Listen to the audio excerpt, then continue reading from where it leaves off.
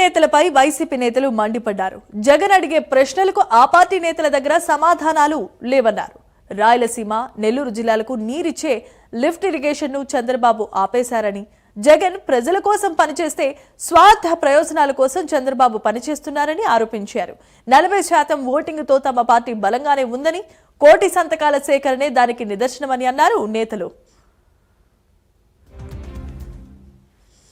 బలోపేతం చేసే దిశగా ఈరోజు నెల్లూరు జిల్లాలో జిల్లా అధ్యక్షులు వైఎస్ఆర్ కాంగ్రెస్ పార్టీ జిల్లా అధ్యక్షులు కాకాని గోవర్ధన్ రెడ్డి గారు, అదేవిధంగా నియోజకవర్గ కోఆర్డినేటర్లు, ముఖ్య నాయకులు అందరూ కూడా ఈరోజు కలిసి మీటింగ్ పెట్టుకోవడం జరిగింది.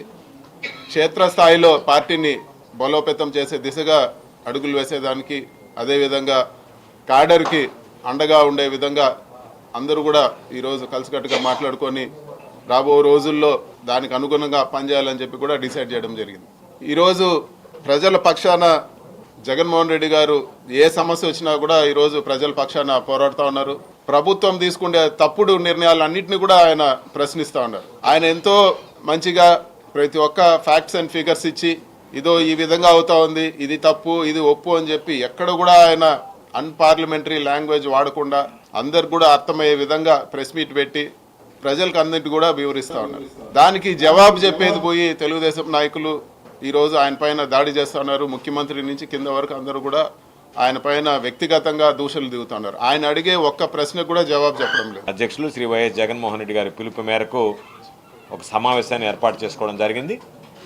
అందులో భాగంగా నెల్లూరు జిల్లాకు సంబంధించి రీజనల్ కోఆర్డినేటర్గా వ్యవహరిస్తున్నటువంటి పార్లమెంట్ సభ్యులు పెద్దిరెడ్డి మిథున్ రెడ్డి గారు, అదేవిధంగా రాజ్యసభ సభ్యులుగా ఉన్నటువంటి మేడా రఘునాథ్ రెడ్డి గారు, తిరుపతి పార్లమెంటు పరిశీలకులు, తిరుపతి పార్లమెంట్ సభ్యులు గురుమూర్తి గారు, నెల్లూరు పార్లమెంటు పరిశీలకులుగా ఉన్నటువంటి జంకే వెంకటరెడ్డి గారు, ఇక్కడ ఈ జిల్లాకు సంబంధించినటువంటి ప్రధానమైనటువంటి నాయకులు, నియోజకవర్గాల ఇన్ఛార్జీలు అందరితో కలిసి ఒక జిల్లా వ్యాప్తిగా వైఎస్ఆర్ కాంగ్రెస్ పార్టీ సమావేశాన్ని ఏర్పాటు చేసి అందులో భాగంగా పార్టీని ఏ విధంగా సంస్థాగతంగా నిర్మించుకోవాలనేటువంటి దాని మీద ఈరోజు మాట్లాడడం జరిగింది.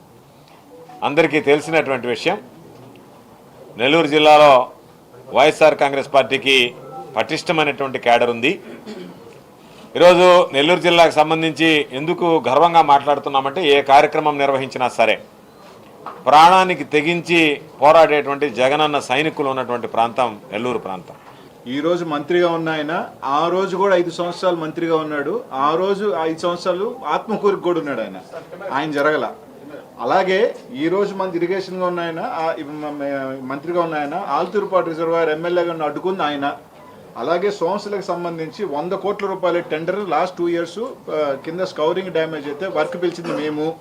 అలాగే కండలేరుకి కూడా నీళ్ళు ఎక్కువ ఫాస్ట్గా రావాలని చెప్పి దానికి వైడనింగ్కి 800-900 కోట్ల వరకు, అలాగే రాళ్లపాడికి మీకు కూడా నార్త్ కెనాల్ ఇది కూడా 500 ఆ వర్క్ పిలిచింది కూడా ఇప్పుడు తెలుగుదేశం పార్టీ ఎంపీ.